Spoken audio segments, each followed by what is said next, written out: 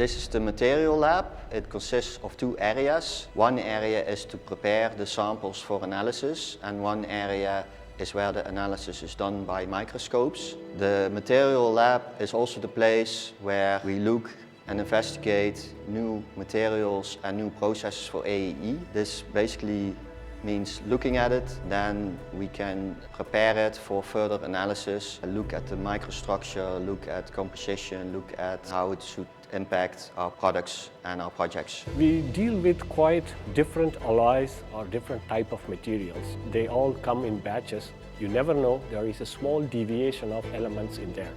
But that deviation, when we do quite a precise manufacturing process, we could able to see the process deviation. To understand it better, we need to analyze those materials. So that's how we know the material under the precise conditions, then you can better understand the process and the influence of these materials on the process. Material sample preparation consists of getting the sample, looking at it, and deciding whether it is good enough for analysis. Sometimes this means cutting it, doing destructive testing, making it smaller. Then you mount the sample, then you grind to make it flat and polish it, to make it like a mirror. And then you can choose to etch it, to reveal the microstructures in the material and on the surface. Now we need to develop a process for this new material. Then you need to do side by side a lot of material research. I used to go to an external laboratory where we do such a work. But it takes a couple of weeks to have a small investigation.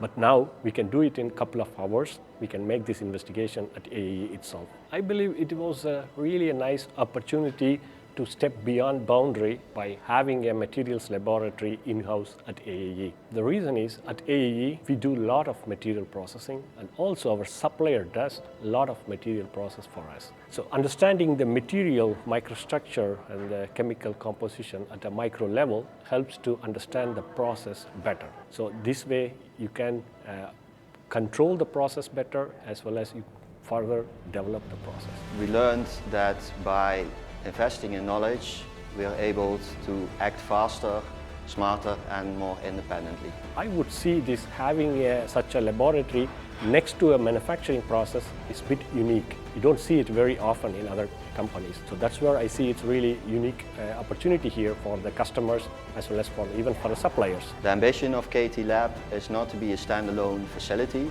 but be integral and a go-to place for all material science challenges of all department, engineers, projects, customers of AAE. So this is the second season of Beyond Boundaries. Stay tuned because there will be more videos soon.